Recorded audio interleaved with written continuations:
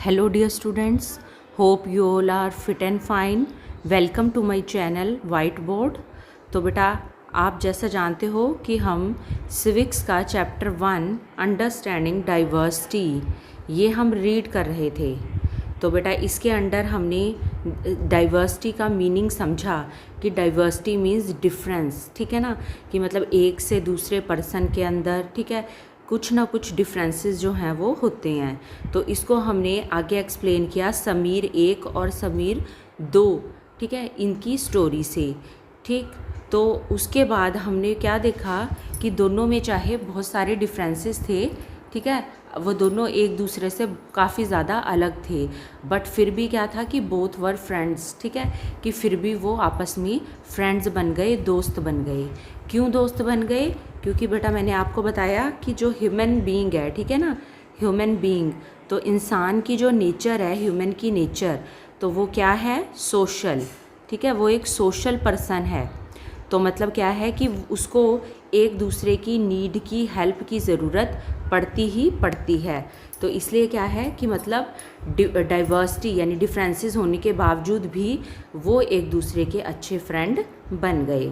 उसके बाद बेटा हमने इसमें ये भी देखा कि मतलब इंडिया में, ठीक है, डाइवर्सिटी कि इंडिया के अंदर जो डाइवर्सिटी है वो कैसे है, तो कैसे थी मैंने आपको बताया था ना कि इंडिया जो है ये बहुत ज़्यादा बिग, ठीक है, वास्ट कंट्री है, ठीक है। तो क्या है कि यहाँ पे बहुत सारे रिलीजन, ठीक है ना, धर्मों के लोग रहते हैं, ठीक है, तो और रीजन भी अलग अलग हैं उनके, ठीक है। रिलीजन के लोग कैसे रहते हैं? जैसे हिंदू, मुस्लिम, सिख, ईसाई, ठीक है ना, हाँ जी। तो और रीजन कौन से हैं? जैसे हिली एरिया हो गया, ठीक है, समुद्री एरिया हो गया, और क्या मैंने बताया था कि जैसे कि प्लेन है, ठीक है, जैसे हमारा जहाँ पे हम रहते हैं हरियाणा, पंजाब, ठीक। तो क्या है कि मतलब अलग अलग तरह के रीजन हैं, एरिया हैं, ठीक है ना। और दूसरा क्या बताया था कि अलग अलग धर्मों के लोग रहते हैं। तो उससे क्या हो जाता है कि मतलब उनका कल्चर, ठीक है, वो अलग हो गया एक दूसरे से, ठीक। और फिर मतलब क्या है, उनके जो रीति रिवाज है, ट्रेडिशन, ठीक है ना, तो वो डिफरेंट हो जाते हैं। फिर क्या डिफरेंट हो जाता है? उनका खाना पीना, उनके फेस्टिवल, ठीक है, वो कौन कौन से त्यौहार मनाते हैं, तो उनके क्लोथ्स भी इवन क्या हैं कि वो एक दूसरे से डिफरेंट होते हैं। तो मतलब इस अकॉर्डिंग उनके मतलब क्या हमने देखा कि डांस, ठीक है, जो डांस करते हैं वो सिंगिंग सॉन्ग गाते हैं, ठीक है ना। तो मतलब वो हर चीज़ में क्या है, मतलब उनके रीजन और कल्चर के अकॉर्डिंग क्या है, डिफरेंसेस आते रहते हैं। तो बेटा आज हम इसको आगे एक्सप्लेन करेंगे कि how do we explain diversity, कि इंडिया में डाइवर्सिटी है तो हम उसको आगे कैसे एक्सप्लेन करेंगे, तो हम इस बारे में आज पढ़ेंगे। हाँ जी, तो देखिए बेटा, कहते कि how do we explain diversity, कहते हैं लिटिल मोर देन 200 ईयर्स, कि 200 साल पहले, ठीक है ना, या लॉन्ग बिफोर द ट्रेन, या जब हम सोचें कि जब ट्रेन, एरोप्लेन, बस, कार ये हमें इंट्रोड्यूस नहीं हुए थे, फिर भी क्या था कि लोग ट्रैवल तो करते थे ना। ट्रैवल मतलब एक जगह से दूसरी जगह जाना।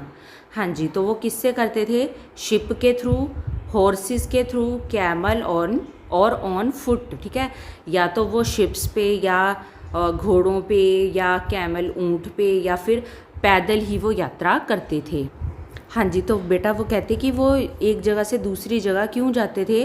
क्योंकि कहते they went in search of new land, ठीक है, क्योंकि उनको रहने के लिए नई जगह चाहिए होती थी, new places to settle in, कि वहाँ पे वो जाके अपना सेट हो सकें, और for people to trade with, या फिर उनका पर्पस होता था ट्रेड, ठीक है ना।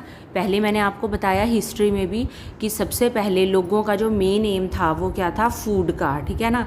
फिर उसके बाद जैसे जैसे धीरे धीरे उन्होंने अपने आप को क्या है कि मॉडर्न करते गए, ठीक है ना, हाँ, मतलब आगे बढ़ते गए, तो फिर क्या हो गया कि मतलब ट्रेड मतलब व्यापार भी उनका एक मतलब ये रीज़न बन गया एक जगह से दूसरी जगह जाने का। तो कहते हैं and because it took so long to travel. कहते कई बार ऐसे होता था कि बहुत ज़्यादा टाइम लग जाता था एक जगह से दूसरी जगह जाने में। तो कहते कि once they goat a place, जैसे ही उनको एक जगह मिलती थी, पीपल स्टेड देयर, लोग वहाँ पे रहते थे, often for a long time, बहुत ही लंबे टाइम के लिए। तो कह रहे many other left their homes because there was famine. ठीक है, फेमाइन क्या होता है कि मतलब जो होता है ना फेमाइन और ड्रॉट, ठीक है, मतलब क्या है कि सूखा पड़ जाना। ठीक है, मतलब जो बंजर हो जाती है ज़मीन, सूखा पड़ गया, पानी की एक बूंद भी नहीं आई।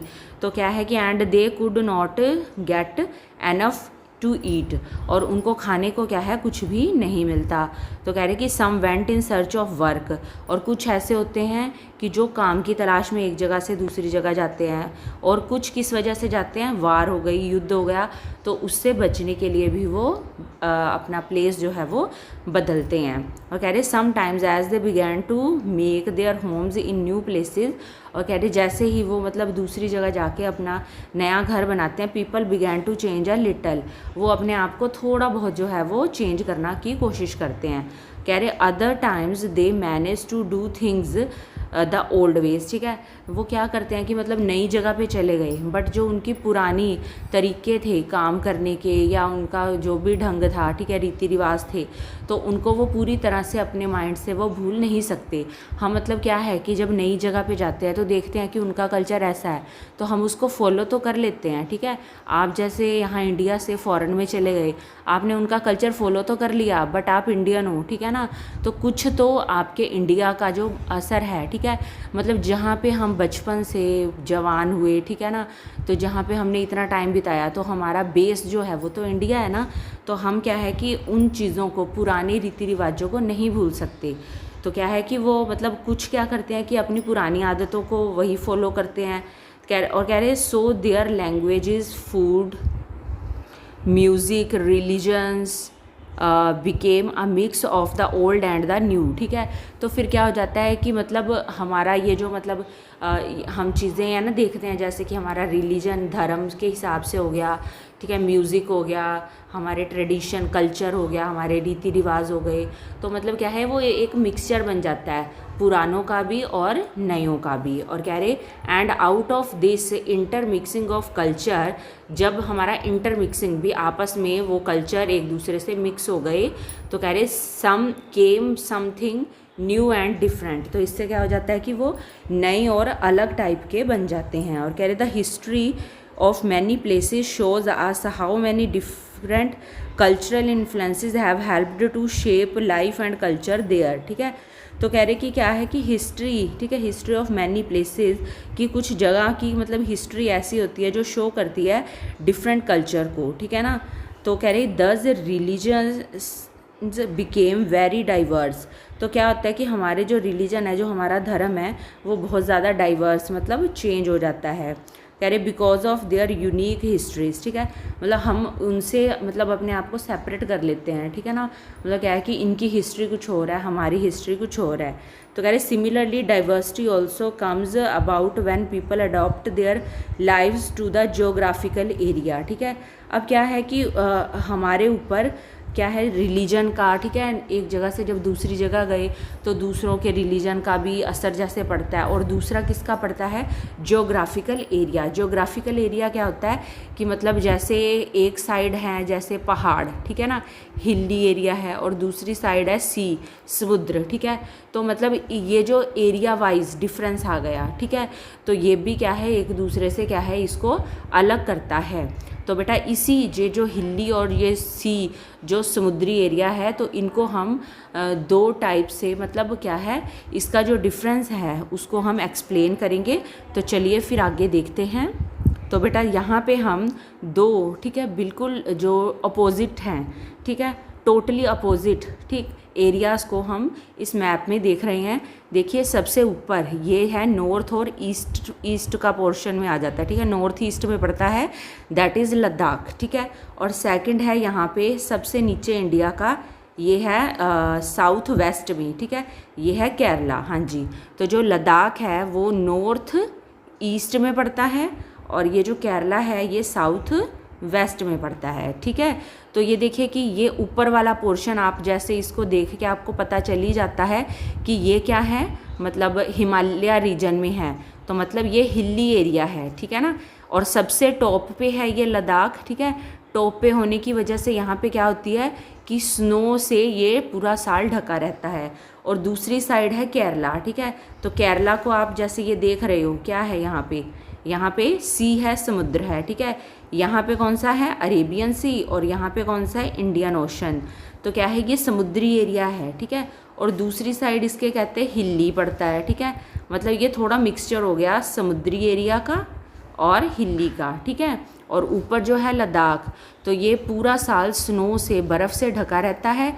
तो ये जो है इसको हम कोल्ड डेजर्ट के नाम से भी जानते हैं। ठीक है, डेजर्ट होता है रेगिस्तान, जहाँ पे मतलब क्या है कि फसल वगैरह ना उगाई जा सके, पेड़ पौधे ना उग सकें। ठीक है, दो तरह के डेजर्ट होते हैं, एक तो होता है हॉट डेजर्ट और दूसरा होता है कोल्ड डेजर्ट। ठीक है, हॉट डेजर्ट में जैसे रेतीला एरिया होता है, जैसे कि राजस्थान का ये वाला एरिया। ठीक है, बट जो कोल्ड डेजर्ट है वहाँ पे इतनी ज़्यादा सर्दी पड़ती है कि वहाँ पे सारा साल बर्फ़ ही बर्फ़ से वो ढकिया रहता है। ठीक है, लद्दाख यानी कि, तो वहाँ पे भी क्या है कि पेड़ पौधे कम ही लगते हैं। तो चलिए बेटा इन दोनों का डिफरेंस हम आगे देखते हैं।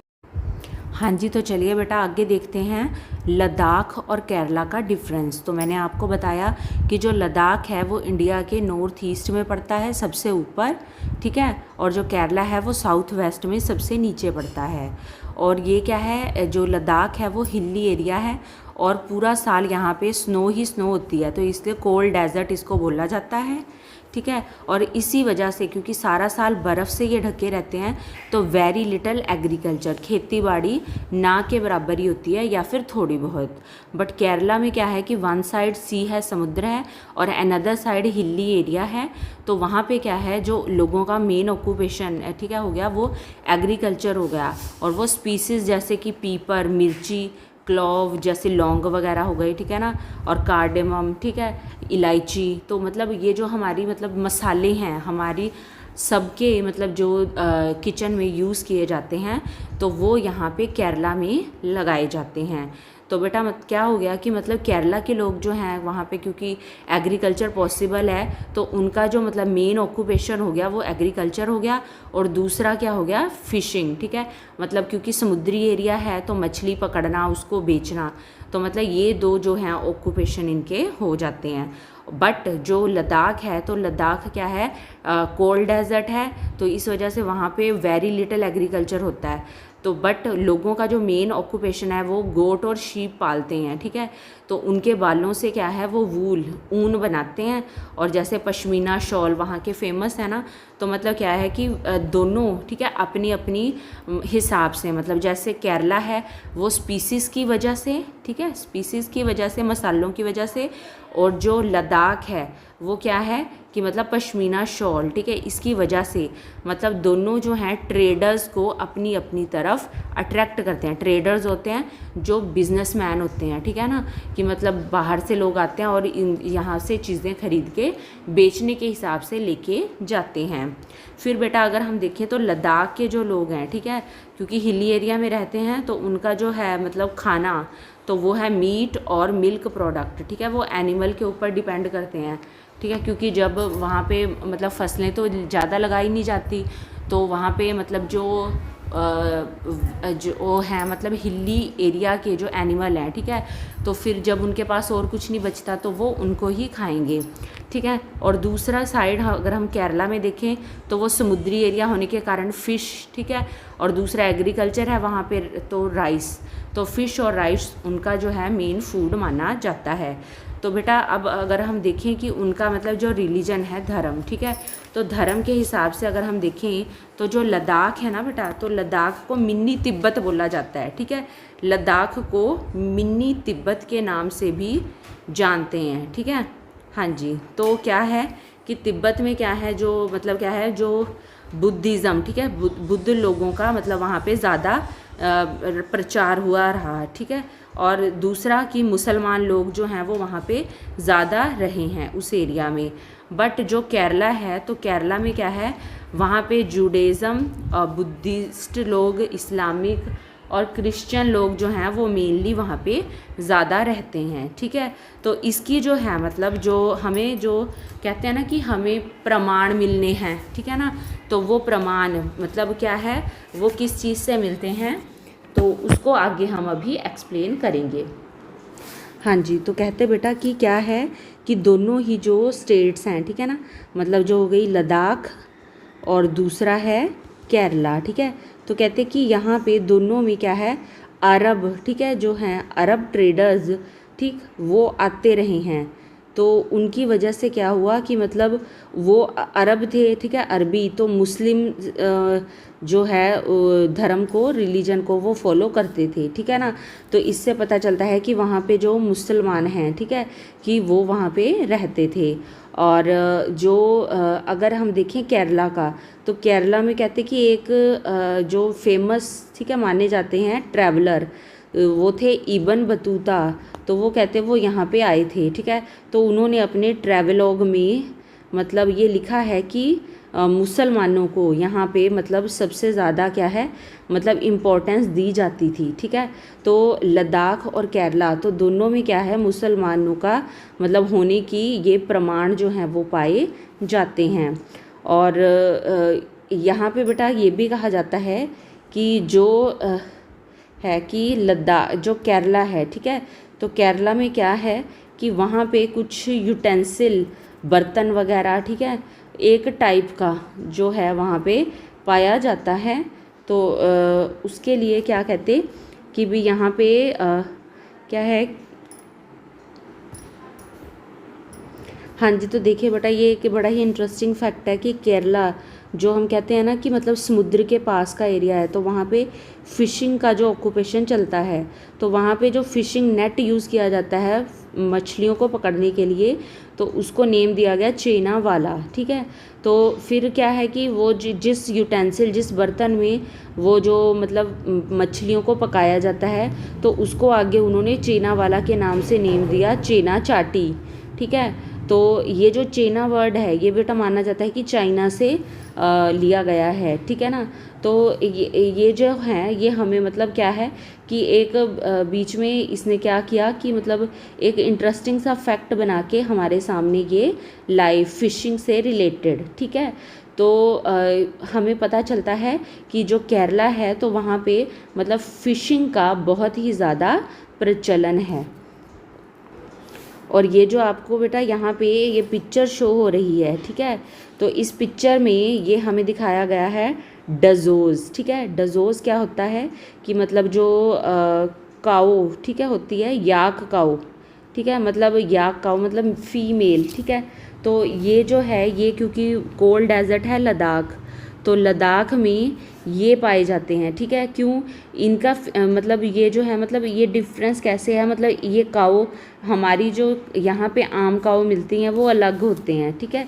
क्यों, क्योंकि वहाँ पे वो कोल्ड डेजर्ट में रहते हैं, तो इसलिए इनके देखिए यहाँ पे बॉडी पे ना बहुत ज़्यादा हेयर्स होते हैं, ठीक है। तो वो हेयर उनकी क्या है कि मतलब कोल्ड एरिया से, ठीक है ना, ठंड से बचाव करते हैं। तो इसलिए ये डजोज़ जो हैं ये यहाँ पे लद्दाख में पाए जाते हैं। तो देखिए बेटा हमने इस चैप्टर के अंडर ये जो लद्दाख और केरला वाला, ठीक है, दो टोटली डिफरेंट स्टेट्स का हमने मतलब देखा, ठीक है। तो उससे हमें क्या पता चला कि इंडिया में मतलब रीजन के हिसाब से, जो ज्योग्राफिकल फीचर के हिसाब से, ठीक है, क्या है कि बहुत ज़्यादा डिफरेंस एक दूसरे से पाए जाते हैं। तो बेटा इसके साथ हमारा इस चैप्टर का जो लास्ट टॉपिक है वो आ जाता है यूनिटी इन डाइवर्सिटी। तो चलिए बेटा देखते हैं यूनिटी इन डाइवर्सिटी। कहते हैं कि India's diversity has always been recognised as a source of its strength, ठीक है, कि इंडिया में चाहे डाइवर्सिटी पाई जाती है मगर फिर भी ये हमारे इंडियंस की स्ट्रेंथ, ठीक है, मतलब जो है हमारी एकजुटता को, ठीक है, हमारी पावर को शो करती है। तो वो कैसे शो करती है, कहते हैं कि व्हेन ब्रिटिश रूल्ड इंडिया, जब ब्रिटिश अंग्रेज़ों ने इंडिया पे रूल किया तो women and man from different culture, कि अलग अलग धर्मों के, ठीक है, इंसान जैसे कि औरतें और आदमी दोनों मिलकर रिलीजियस, ठीक है, एंड रिलीजन बैकग्राउंड, उनकी मतलब चाहे कल्चर अलग था, रिलीजियस धर्म अलग था, रिलीजन एरिया अलग था, मगर फिर भी क्या है कि came together to oppose them, वो अंग्रेज़ों के खिलाफ उठ खड़े हुए इकट्ठे मिलके। और कह रहे India's freedom movement had thousands of people of different backgrounds in it, ठीक है। तो कह रहे they work together to decide joint action, ठीक है।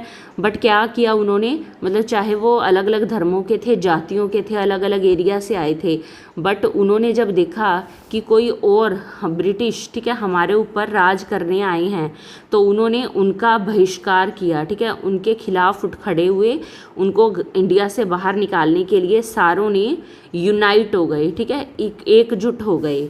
तो कह रहे कि they went to jail together, वो इकट्ठे जेल में गए। And they found different ways of oppose the British, interestingly the British, हाँ जी, तो कहते हैं interestingly British they thought they could decide Indians because they were so different, ठीक है, कि क्योंकि वो सोचते थे कि वो बहुत ज़्यादा अलग हैं एक दूसरे से।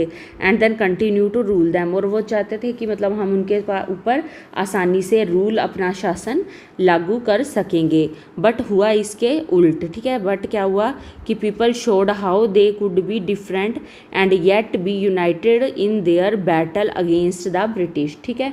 क्या है कि वो मतलब उन्होंने ये दिखा दिया कि चाहे हम अलग अलग धर्मों जातियों के लोग हैं, बट फिर भी क्या है, हमारे में एकता है, ठीक है ना। तो इसीलिए कहते हैं बेटा कि जैसे ये देखिए कि हमारी ये हैंड है, ठीक है ना, हैंड, तो हैंड में 5 फिंगर होती हैं। अगर आप देखोगे अपने हैंड को तो आपको पता चलेगा कि 5 फिंगर हैं। और क्या है कि वो पांचों उंगलियां जो होती हैं वो एक जैसी नहीं होती, ठीक है। एक कोई बड़ी होती है, कोई छोटी होती है, कोई मोटी हो जाती है, ठीक है ना। बट क्या है कि जब हम उसको हैंड को ऐसे बंद कर देते हैं, ठीक है ना, तो एक क्या बन जाती है, मुट्ठी बन जाती है, ठीक है। तो क्या है कि जब हम सब इकट्ठे होके मिल गए, ठीक है ना, तो चाहे फिंगर हैं हमारी वो क्या है, अलग अलग साइज़ की हैं, ठीक है, अलग अलग शेप की हैं, बट क्या है कि जब हमने मुट्ठी बंद कर दी तो हम क्या है, इकट्ठे हो गए। तो यही चीज़ उन्होंने शो की इंडियंस ने जब उनके ऊपर मुसीबत पड़ी। तो इसके ऊपर बेटा ये पोएम भी एक आपको इस चैप्टर में दिखाई गई कि don't forget the days of blood, ठीक है, ओ फ्रेंड, कह रहे कि उन दिनों को मत भूलो दोस्तों, ठीक है, जो खून से लथपथ डेज थे। कह रहे in the midst of your happiness remember to shed a tear for us, ठीक है, कि अब आज की डेट में आप ये जो खुशियों भरा जीवन जी रहे हो, ठीक है, वो आपको जीवन कब मिला, हमारी शहीदी की वजह से, कि हमने कुर्बानियाँ दी, ठीक है। तो हमारे आंसुओं को भी अपनी खुशी में याद रखना। तो कह रहे the Hunter has torn away every single flower, कि जो शिकारी आए ब्रिटिश, ठीक है ना, अंग्रेज़ आए, तो उन्होंने हर फ्लावर, हर जो फूल था उसको तोड़ने की कोशिश की, चाहे वो छोटा था चाहे वो बड़ा था। कह रहे do plant a flower in the desert garden dear friend, अब वो कह रहे हैं कि हमारी याद में एक अपने गार्डन में एक फूल तो ज़रूर लगाओ। तो कह रहे having fallen to bullets we slept in Jallianwala Bagh, ठीक है, कि मतलब जलियांवाला बाग में, ठीक है, हमें गोलियों से शहीद कर दिया गया था। Do light a lamp on this lonely grave O friend, तो कह रहे कि जो हमारी ग्रेव है, ठीक है, कब्र है, ठीक है, उसके ऊपर एक लाइट तो ज़रूर जलाओ। The blood of Hindus and Muslims flow together today, ठीक है, कि आज हमारा जो ब्लड था, ठीक है, चाहे हम हिंदू थे चाहे मुसलमान, बट हमारा जो खून था वो वहाँ पे गिरा है, ठीक है। तो खून तो कहते हैं ना कि ब्लड, ठीक है, हमने बनाए हैं मतलब धर्म कि ये हिंदू है मुसलमान है, बट भगवान ने तो सबको एक ही कलर का ब्लड दिया है ना, रेड कलर का। ऐसे तो नहीं है कि हिंदुओं का जो ब्लड है उसका कलर कुछ और होगा और मुसलमानों का अलग होगा, ऐसा कुछ भी नहीं है। तो कह रहे do soak your robe in this river O blood friend dear friend, ठीक है। तो कह रहे कि अपने मतलब जो रोब हैं, ठीक है, कि मतलब उनको कपड़ों को, फटे हुओं को, उसको उसमें डिप करो। और कह रहे कि some rot in jail while other lie in their grave, ठीक है, कि हमारे मतलब कपड़े जो थे वो कहते कि मतलब हाँ कुछ तो ऐसे थे मतलब जो जेल में, ठीक है, मतलब रोट होता है कि जैसे वो होता है ना कि बासी होके, ठीक है, और स्मेल छोड़ना, और दूसरा है कि ग्रेव में मतलब कुछ मर गए तो वो अपनी कब्रों में चले गए।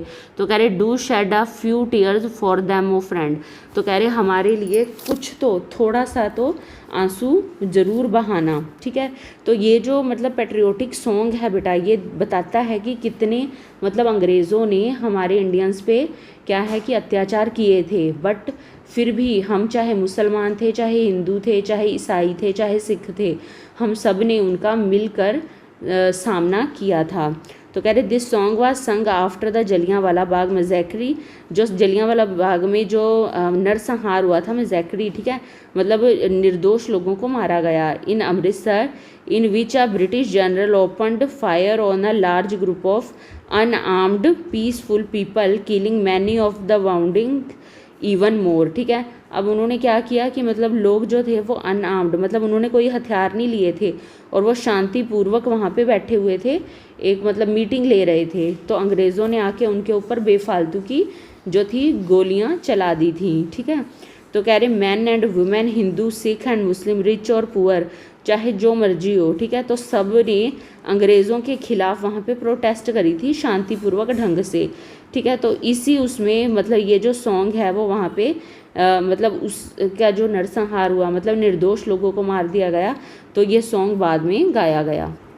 अब कहते हैं कि songs and symbols that emerge during the freedom struggle serve as constant reminder of our country's rich tradition of respect for diversity. ठीक है, अब कह रहे कि ये जो गीत गाए गए, ठीक है, और जो सिंबल निशान हमारे सामने आते हैं वो हमारी मतलब इंडिया की डाइवर्सिटी में, ठीक है, यूनिटी इन डाइवर्सिटी की, डाइवर्सिटी होते हुए भी हम सब यूनाइट रहे, तो इस चीज़ को वो शो करते हैं। तो कहते कि in his book the discovery of India, की ये बुक जो है पंडित जवाहरलाल नेहरू जी ने लिखी थी। ठीक है, discovery of India, Pandit Jawaharlal Nehru ji हमारे फर्स्ट प्राइम मिनिस्टर हुए हैं फ्री इंडिया के। जब हमारा भारत आज़ाद हुआ था तो फर्स्ट प्राइम मिनिस्टर बने थे पंडित जवाहरलाल नेहरू जी। ठीक है, तो उन्होंने अपनी बुक लिखी थी एक डिस्कवरी ऑफ इंडिया, तो उसमें उन्होंने कहा कि Indian unity is not something impose from the outside. कह रहे कि जो इंडियन थे, ठीक है, वो एकजुट हुए, ठीक है, एकता आई उनमें, तो कह रहे कि ये बाहरी किसी भी उससे नहीं आया। ठीक है, कह रहे but rather it was something deeper and with in its fold. ठीक है, क्या है कि मतलब उनके अंदर दिल से मतलब ये करने का काम मतलब उनके दिल की आवाज़ थी। ठीक है ना, तो कहते कि widest tolerance of belief and custom was practised and every variety acknowledged and even encourage. तो क्या है कि मतलब उनके अंदर जो टॉलरेंस, सहनशीलता थी, ठीक है, उसने ही उनको यूनाइट किया, इकट्ठा किया। तो कह रहे कि it was Nehru who coined the phrase. ठीक है, ये नेहरू जी ही थे जिन्होंने ये मतलब फ्रेज़ लाया यूनिटी इन डाइवर्सिटी का। ठीक है, to describe the country, India को डिस्क्राइब करने के लिए। तो बेटा देखिए आपने कि इस चैप्टर में आपको समझ आया कि डाइवर्सिटी होने के बाद भी इंडिया जो है, ठीक है, कि वो क्या है, एक यूनाइट। तो इसीलिए क्या है कि मतलब हम कहते हैं ना कि एक ही धागे में जो अलग अलग टाइप के फूल हैं उनको पिरो के एक माला बनाई गई इंडिया। ठीक है, जिस कंट्री का नेम है इंडिया। तो इसी के साथ बेटा आपका आज का ये जो चैप्टर है ये कंप्लीट होता है। मैं उम्मीद करती हूँ कि आपको ये बहुत ही अच्छे से समझ आ गया होगा। बाय।